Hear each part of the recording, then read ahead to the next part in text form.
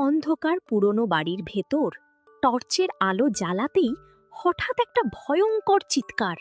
ও বাবারে, ও মা গো, আমাকে মেরে ফেললো গো! দেয়ালের ফুটো থেকে বেরিয়ে এলো সবুজ রঙের একটা ভূতের বাচ্চা। দুই হাতে চোখ চেপে কাঁদছে, চিৎকার করছে, ছটফট করছে।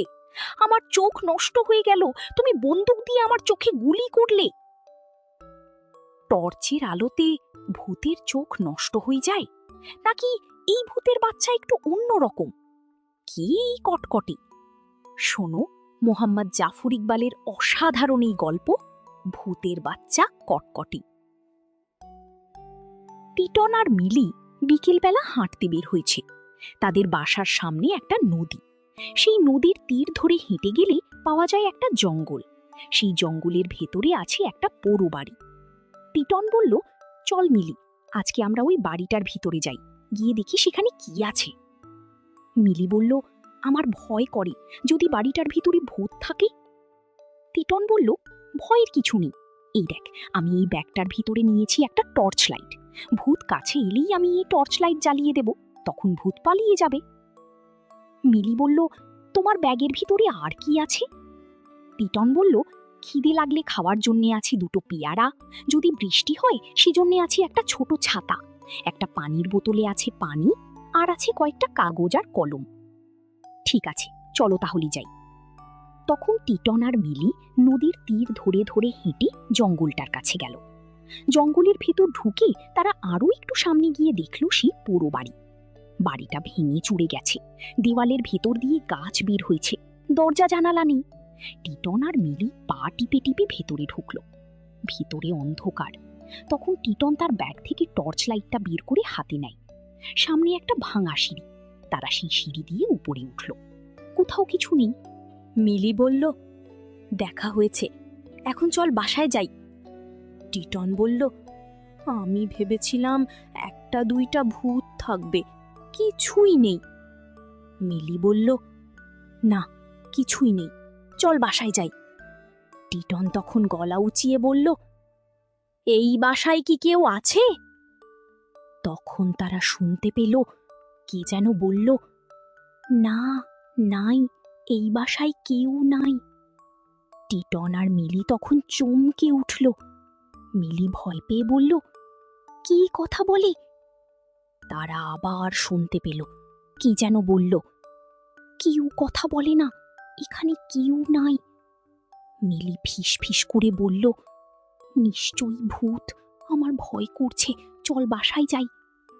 টিটন বলল, আমি কখনো ভূত দেখিনি, এই ভূতটাকে দেখি যাই। কেমন করে দেখবি? আমি ভূতটাকে ডাকবো। টিটন তখন ডাকলো, বলল, তুমি কে কথা বলছো? আমাদের সামনে এসো, আমরা তোমাকে দেখতে চাই। আমাকে ব্যথা দেবে না তো? না। আমাকে ভয় দেখাবে না তো? না। আমাকে খামচি দেবে না তো? না। আমাকে কাতুকুতু দেবে না তো? না। আমরা তোমাকে কিচ্ছু করব না, আমরা শুধু তোমাকে দেখব। ঠিক আছে, আমি তাহলে আসছি। তখন টিটন আর মিলি দেখল দেওয়ালের ফুটো থেকে হাঁচুর পাঁচুর করে সবুজ রঙের একটা ভূতের বাচ্চা বের হয়ে এলো। ভালো করে দেখার জন্য টিটন যেই তার টর্চ লাইটটা জ্বালিয়েছে, অমনি ভূতের বাচ্চা দুই হাতে মুখ ঢেকে চিৎকার করে উঠল, ও বাবা গো, ও মা গো, আমাকে মেরে ফেললো গো! টিটন তাড়াতাড়ি টর্চ লাইটটা নিভিয়ে ফেলে বলল, কি হয়েছে, কি হয়েছে তোমার? ভূতের বাচ্চা দুই হাতে চোখ ঢেকে চিৎকার করতে থাকে, লাফ দিতে থাকে আর কাঁদতে থাকে। কাঁদতে কাঁদতে বলে, এখন আমার কি হবে গো, আমার কি সর্বনাশ হলো গো, আমি এখন কোথায় যাব গো? টিটন ভয় পেয়ে বলল, কি হয়েছে বল? ভূতের বাচ্চা চোখ থেকে হাত সরিয়ে পিট পিট করে তাকিয়ে বলল, তুমি বলেছিলে তুমি আমাকে ব্যথা দেবে না, এখন তুমি বন্দুক দিয়ে আমার চোখে গুলি করেছো। হায় হায় গো, এটা বন্দুক না, এটা হচ্ছে টর্চ লাইট। টর্চ লাইট বন্দুক থেকেও খারাপ। এখন আমি চোখ দিয়ে কোনো কিছু দেখব না। কোনো কিছু দেখবে না? না। ভূতের বাচ্চা ফুঁপিয়ে ফুঁপিয়ে কাঁদতে কাঁদতে বলল, আমি তোমাকে দেখব না, তোমার পাশে যে মেয়েটা দাঁড়িয়ে আছে তাকে দেখব না, মেয়েটা যে চুলে লাল ফিতা দিয়ে বেঁধেছে সেটা দেখব না, তোমার পিঠের ব্যাগটাকে দেখব না, ওই যে বাইরে পাখিটা উড়ে গেল সেইটাও দেখব না। কিন্তু তুমি তো সবগুলি দেখছো, দেখে দেখে বলছো। ভূতের বাচ্চা কান্না থামিয়ে বলল, দেখে দেখে বলছি? হ্যাঁ।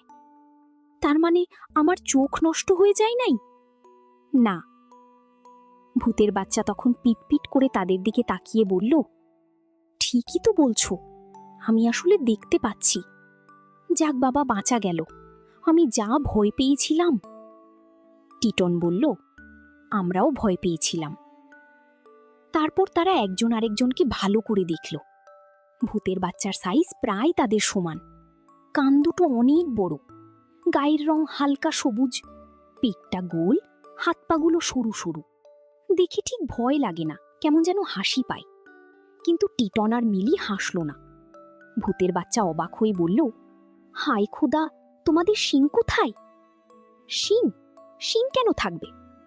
সবার শিং থাকে, এই দেখ আমার আছে। টিটন আর মিলি দেখল ভূতের বাচ্চার মাথা থেকে দুটো ছোট ছোট শিং বের হয়ে আছে। মিলি বলল, সবার শিং থাকে না, শুধু তৃণভোজী প্রাণীদের।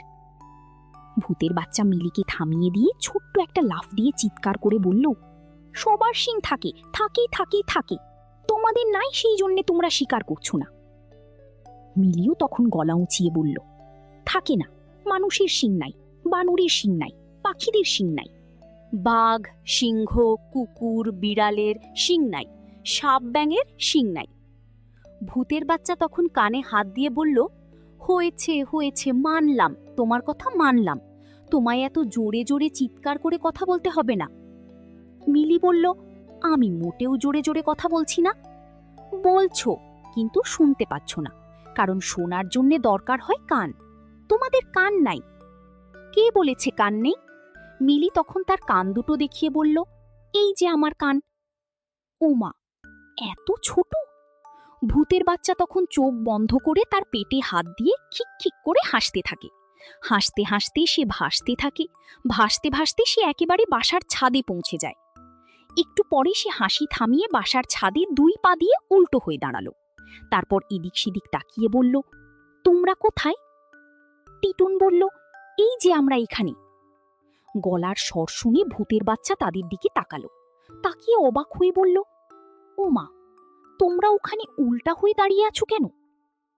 টিটন বলল, আমরা মোটেও উল্টা হয়ে দাঁড়িয়ে নেই, আমরা সোজা হয়ে দাঁড়িয়ে আছি। তুমি উল্টা হয়ে দাঁড়িয়ে আছো, তাই তোমার মনে হচ্ছে আমরা উল্টা হয়ে দাঁড়িয়ে আছি। ভূতের বাচ্চা ভাসতে ভাসতে নেমে এসে বলল, ও আচ্ছা, পাই নাকি, আজব ব্যাপার। ভূতের বাচ্চা টিটন আর মিলিকে খুঁটিয়ে খুঁটিয়ে পরীক্ষা করে বলল, এত ছোট ছোট কান দিয়ে তোমরা শুনতে পাও? পাই।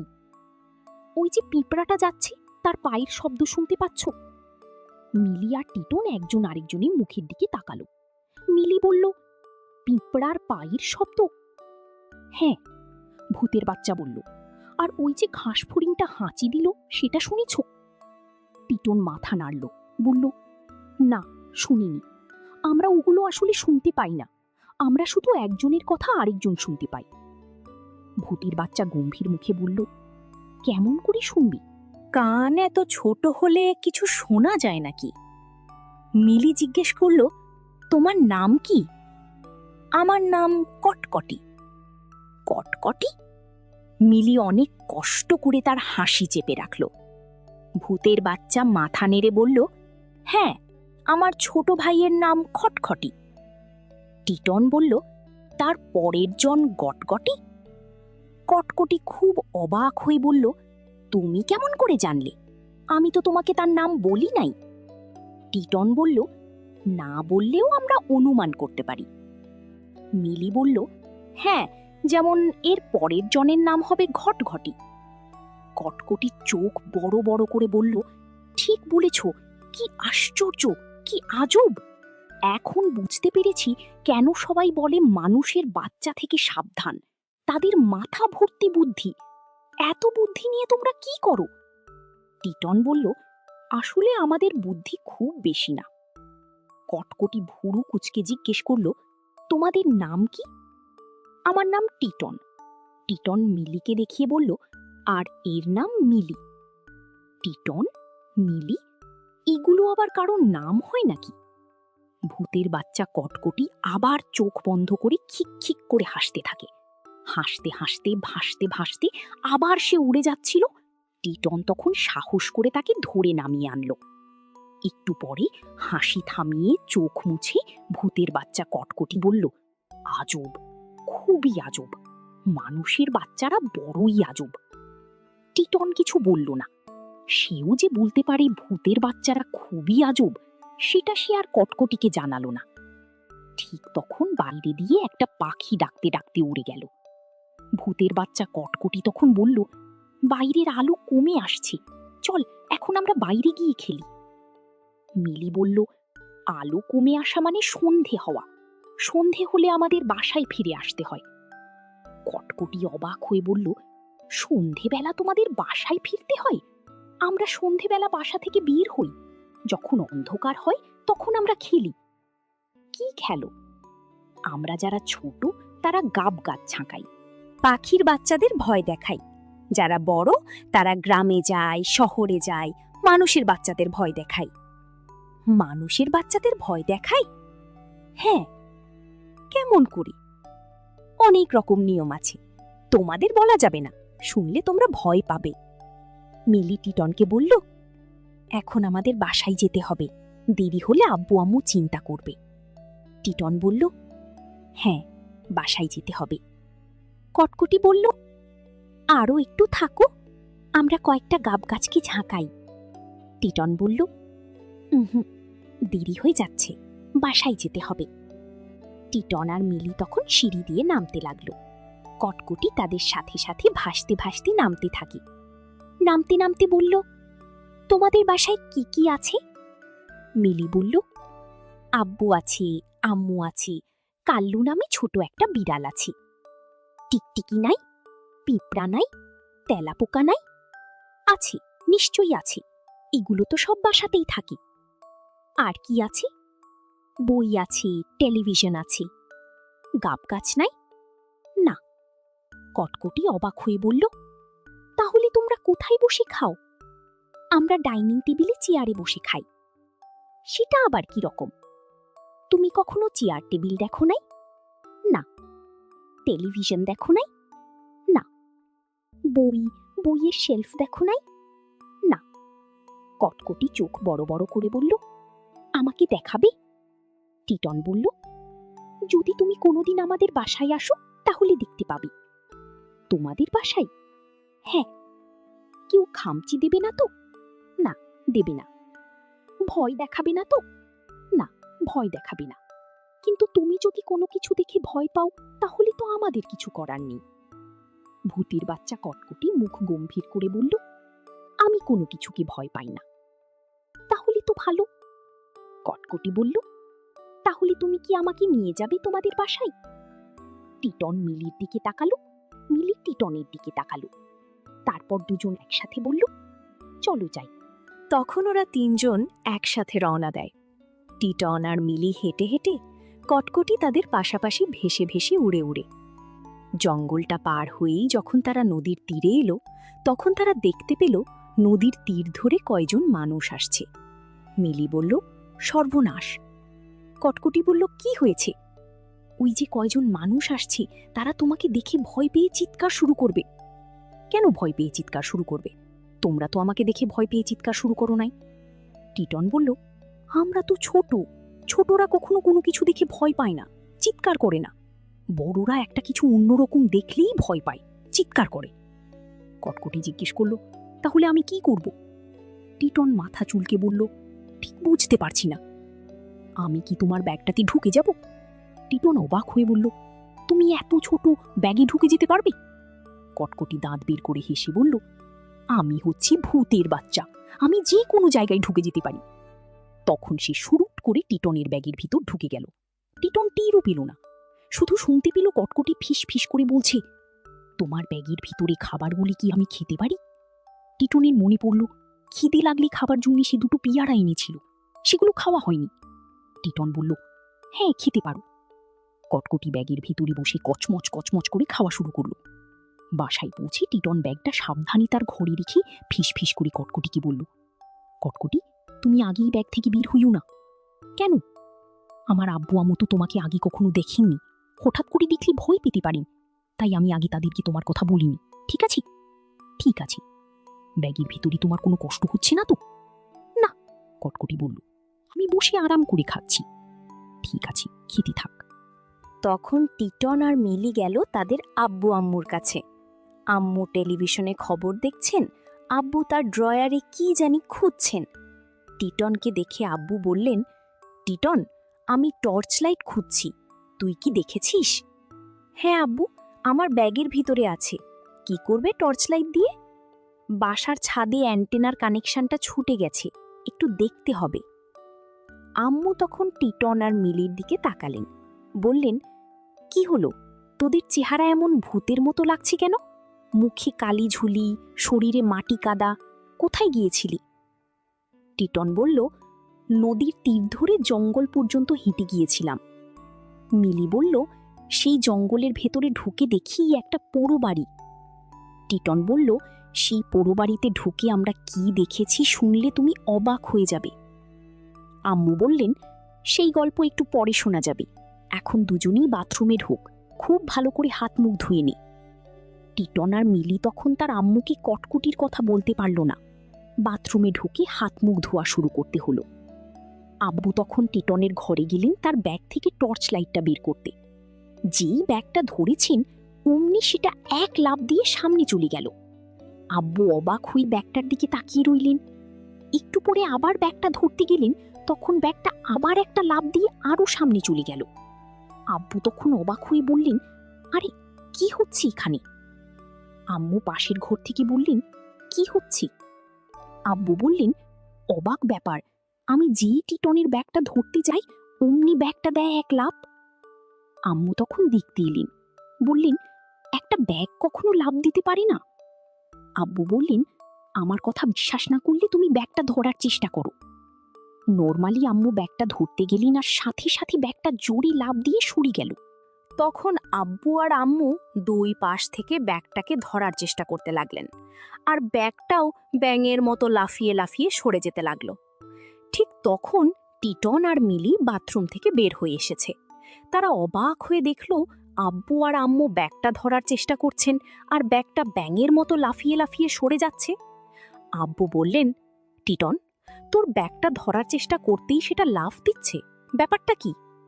টিটন বলল, আমরা তো সেটাই তোমাদেরকে বলতে চাচ্ছি, তোমরা সেটা শুনতে চাচ্ছ না। আম্মু বললেন, কি ব্যাপার বল? টিটন আর মিলি তখন পুরো ব্যাপারটা খুলে বলল। শুনে আব্বু আর আম্মু চোখ কপালে তুলে বললেন, কি আশ্চর্য, সত্যিকার ভূতের বাচ্চা? হ্যাঁ, সত্যিকার ভূতের বাচ্চা। আব্বু বললেন, আহা বেচারা, কতক্ষণ ব্যাগের ভিতর আটকে পড়ে আছে, নিশ্চয়ই গরমে সিদ্ধ হয়ে যাচ্ছে।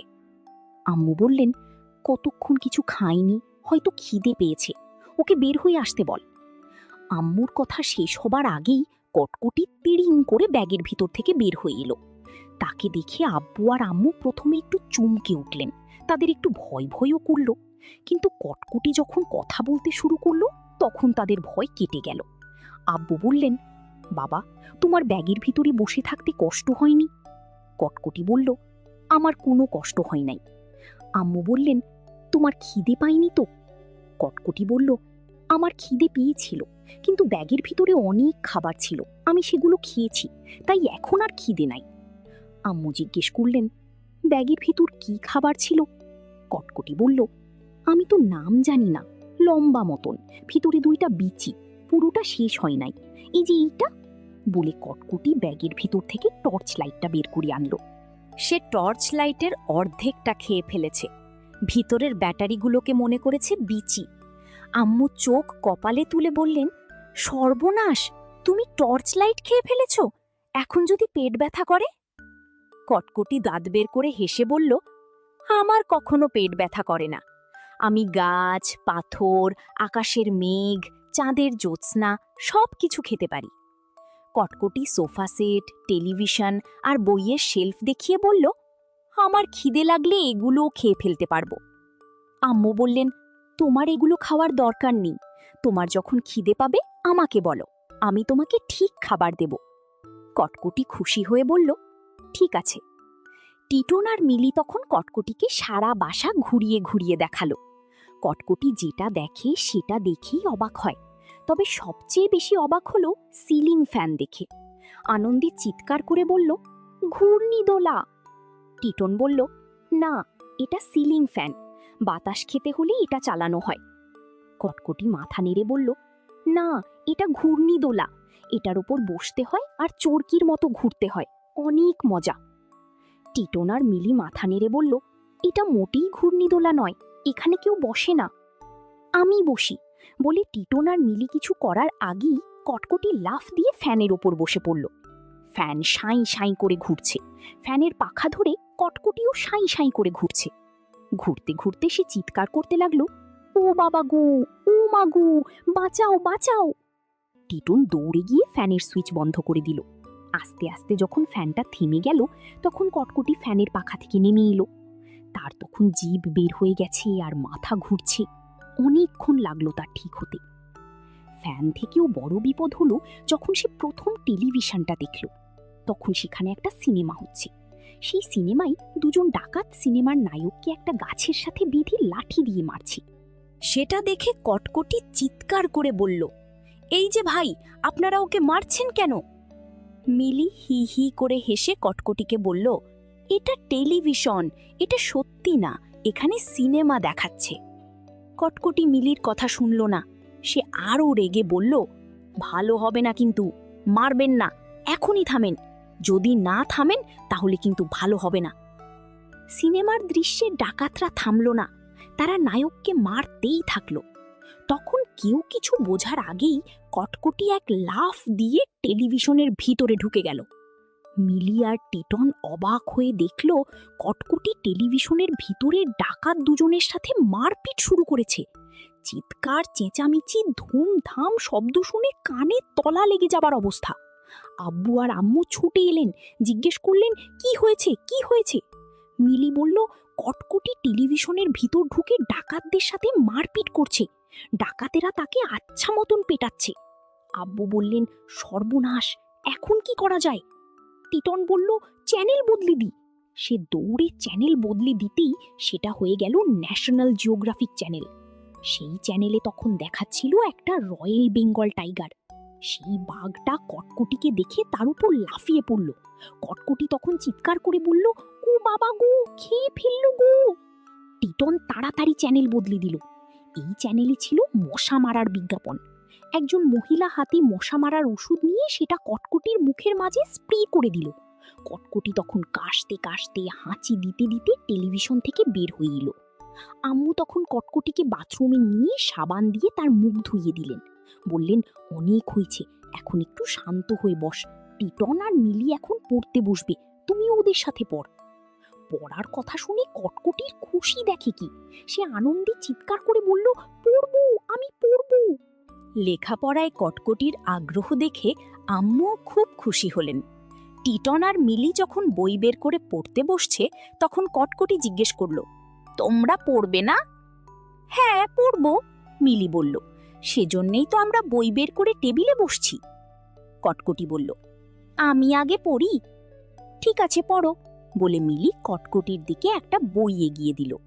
কটকটি বইটা না নিয়ে এক লাফে একেবারে ছাদে উঠে গেল।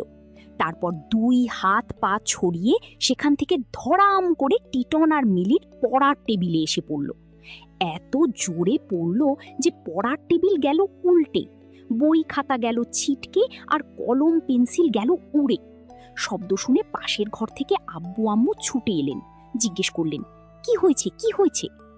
টেবিলের তলা থেকে টিটন বের হতে হতে বলল, কিছু হয়নি, কটকটি পড়ছে। আম্মু অবাক হয়ে বললেন, পড়লে কি এত জোরে শব্দ হয়? মিলি মাথায় হাত বুলাতে বুলাতে বলল, বই তো পড়ছে না, কটকটি উপর থেকে ধড়াম করে পড়ছে। কটকটি দাঁত বের করে হাসতে হাসতে বলল, আমি আরো উঁচু জায়গা থেকে আরো জোরে পড়তে পারি, দেখাবো তোমাদের? টিটন হাত তুলে বলল, না না, দেখাতে হবে না। কটকটি মুখ ভার করে বলল, কেন দেখাতে হবে না? তোমাদের তো পড়তে কেউ না করে না, আমাকে কেন না করছো? টিটন বলল, আমরা তো আর তোমার মতো করে পড়ি না, আমরা বই পড়ি। বই পড়া তো আরো সোজা। কটকটিকে থামানোর আগেই সে কয়েকটা বই হাতে নিয়ে উপরে ছুড়ে দিল। বইগুলি যখন উলট পালট খেয়ে নিচে এসে পড়ল, তখন কটকটি বলল, এই যে, এটা হচ্ছে বই পড়া। টিটন মুখ শক্ত করে বলল, এটা মোটেই বই পড়া না, বই পড়ে এইভাবে। বলে সে একটা বই নিয়ে কয়েক লাইন পড়ে শোনালো। কটকটি টিটনের দিকে তাকিয়ে বলল, এটা তো আরো সোজা, আমিও পারি, পড় দেখি। কটকটি তখন একটা বই হাতে নিল। কোনটা উল্টো কোনটা সোজা সে জানে না, তাই সে বইটা ধরল উল্টো করে। তারপর খানিকক্ষণ বইয়ের লেখাগুলির দিকে তাকিয়ে থেকে বলল, আঁকানো বাঁকানো প্যাঁচানো প্যাঁচানো ইকড়ি মিকড়ি ছোট ছোট কালা কালা বিন্দি বিন্দি লেখা। টিটন বলল, মোটেই এগুলো বইয়ে লেখা নেই। কটকটি বলল, আছে। নেই। কটকটি তখন বইয়ের লেখাগুলো দেখিয়ে বলল, এই দেখো, বইয়ের মাঝে আঁকানো বাঁকানো প্যাঁচানো প্যাঁচানো ইকড়ি মিকড়ি ছোট ছোট কালা কালা বিন্দি বিন্দি লেখা। টিটন হেসে বলল, তুমি তো পড়তে জানো না, তাই তোমার কাছে মনে হচ্ছে আঁকানো বাঁকানো প্যাঁচানো প্যাঁচানো কালা কালা বিন্দি বিন্দি লেখা। এগুলি আসলে একটা একটা অক্ষর, আর অক্ষর দিয়ে হচ্ছে লেখা। কটকটি বলল, কি আজব ব্যাপার। টিটন বলল, মোটেই আজব না। তোমরা ভূতেরা লেখাপড়া করো না? তোমাদের স্কুল নাই? থাকবে না কেন, 100 বার আছে। সেই স্কুলে তোমরা কি শেখো? কটকটি গম্ভীর হয়ে বলল, আমরা গাব গাছে বসে থাকা শিখি, গাব গাছ ঝাঁকানো শিখি, নিচে কেউ থাকলেই গাছের ওপর থেকে তার উপর হিসি করা শিখি। মিলি হাসি চেপে রেখে বলল, আর কি শেখো?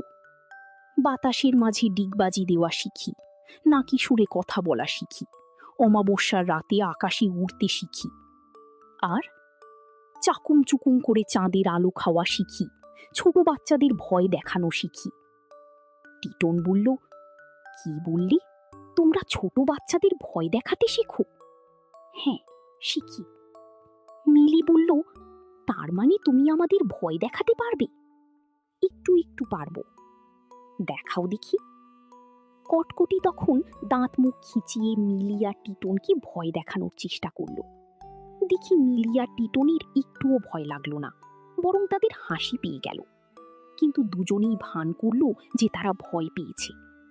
কটকটি বলল, এখনো ভালো করে শিখি নাই, যখন আরো বড় হব তখন আরো ভালো করে শেখাবে। টিটন জানতে চাইল, কি কি শেখাবে? নাক দিয়ে ধোঁয়া বের করা, মুখ দিয়ে আগুন বের করা, মাথা কেটে হাতে নিয়ে দাঁড়িয়ে থাকা, এইসব। মিলি চোখ কপালে তুলে বলল, তুমি মাথা কেটে হাতে নিয়ে দাঁড়িয়ে থাকবে? সর্বনাশ! টিটন বলল, কোনো দরকার নেই, পরে কাটা মাথা জোড়া লাগাতে পারবে না, তখন সারা জীবন মাথাটা হাতে নিয়ে ঘুরে বেড়াতে হবে। মিলি বলল, আরো ভয়ঙ্কর হবে যদি তোমার কাটা মাথাটা হারিয়ে ফেলো, তখন সারা জীবন মাথা ছাড়া থাকতে হবে, কিছু দেখতে পাবে না, শুনতে পাবে না, খেতে পাবে না। টিটন আর মিলির কথা শুনে কটকটির খুব চিন্তা হলো। ভয় দেখানো শিখতে গিয়ে এরকম বিপদ হতে পারে সে কখনো চিন্তা করেনি। আরেকটু রাত হলে আম্মু সবাইকে খেতে ডাকলেন। ডাইনিং টেবিলে আরেকটা চেয়ার লাগিয়ে সেখানে কটকটিকে বসতে দেওয়া হয়েছে। আম্মু তার প্লেটে ভাত দিলেন, বেগুন ভাজা দিলেন। কটকটি ভাত বেগুন ভাজা সহ পুরো প্লেট কচকচ করে খেয়ে ফেলল। মিলি বলল, কটকটি, তুমি প্লেটটা কেন খাচ্ছ? প্লেটের উপরে যেটা দেওয়া হবে সেটা খাবে, প্লেটটা কেন খাচ্ছ? আম্মু বললেন, মিলি, তুই কেন কটকটিকে ডিস্টার্ব করছিস? ওর যেভাবে খেতে ইচ্ছে করে সেভাবে খেতে হয় না? কটকটি তখন একটা চায়ের চামচ আর গ্লাসটা কচকচ করে খেয়ে ফেলল। টিটন বলল, কটকটি, চামচ দিয়ে খেতে হয়, চামচটা খেতে হয় না, গ্লাসে করে পানি খাবে, গ্লাসটা খাবে না। আম্মু তখন টিটনকে ধমক দিয়ে বললেন, টিটন, তুই কটকটিকে তার মতো করে খেতে দে।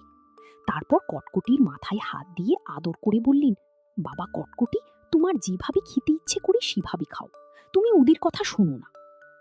তখন কথা নাই বার্তা নাই, হঠাৎ করে কটকটি হাউ মাউ করে কাঁদতে শুরু করলো।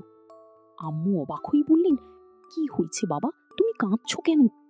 কটকটি কথার উত্তর না দিয়ে ডাইনিং টেবিলে মাথা রেখে ফুপিয়ে ফুপিয়ে কাঁদতে থাকে। তার চোখ থেকে টপ টপ করে পানি পড়ে ডাইনিং টেবিলটা রীতিমতো ভিজে যায়। টিটন আর মিলি কটকটির পাশে দাঁড়িয়ে বলল, কি হলো তোমার, কেন কাঁদছো? কটকটি তখন কান্না থামিয়ে বলল, তোমার আম্মুর কথা শুনে হঠাৎ আমার মায়ের কথা মনে পড়েছে, আমি মায়ের কাছে যাব। তারপর আবার কাঁদতে শুরু করে। আব্বু বললেন, এই ব্যাপার, কটকটি, তোমার কান্দার কোনো দরকার নাই, চলো আমরা তোমালে তোমার মায়ের কাছে দিয়ে আসি। সত্যি দিয়ে আসবে? হ্যাঁ, সত্যি দিয়ে আসব, চলো তাহলে। সেই রাত্রেবেলা আব্বু তখন কটকটিকে নিয়ে বের হলেন। টিটন আর মিলিও তাদের সাথে রওনা দিল। বাইরে অন্ধকার, শুধু নক্ষত্রের একটু আলো। নদীর তীর ধরে তারা জঙ্গলের দিকে হাঁটতে থাকে। কটকটি তখনও ফুপিয়ে ফুপিয়ে কাঁদছে।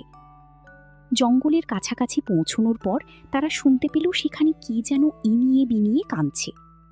মিলি বলল, এত রাতে কি কাঁদে? কটকটি বলল, আমার মা আমাকে খুঁজে না পেয়ে কাঁদছে। আব্বু বললেন, আহা বিচারি, তাড়াতাড়ি চল। জঙ্গলের ভিতর দিয়ে তারা হেঁটে হেঁটে পোড়ো বাড়িটার কাছে পৌঁছালো। আবছা অন্ধকারে দেখতে পেল বারান্দায় সাদা শাড়ি পরা একজন ইনিয়ে বিনিয়ে কাঁদছে। নিশ্চয়ই কটকটির মা। কটকটি তখন এক দৌড়ে তার মায়ের কাছে ছুটে গেল। টিটন, মিলি আর তার আব্বু দেখলেন কটকটির মা তার বাচ্চাকে বুকে চেপে ধরেছে। ইনিয়ে বিনিয়ে কান্নাটা বন্ধ হয়ে গেল। একটু পরে তারা শুনতে পেল কটকটি খিলখিল করে হাসছে। টিটন আর মিলি আব্বুর পাশে অন্ধকারে দাঁড়িয়ে ভূতের বাচ্চার হাসি শুনতে লাগলো। আজকে সারাদিনে তারা দেখেছে ভূতের বাচ্চা কটকটি অনেক কিছু করতে পারে, কিন্তু সে যে এত সুন্দর করে হাসতে পারে সেটা তারা কোনোদিন চিন্তাও করেনি। আজকের গল্প এখানেই শেষ। ভালো লাগলে সাবস্ক্রাইব করো আর নতুন গল্পের জন্য সঙ্গে থাকো। আবার দেখা হবে নতুন এক গল্পে। ততক্ষণ পর্যন্ত ভালো থেকো, নিরাপদে থেকো।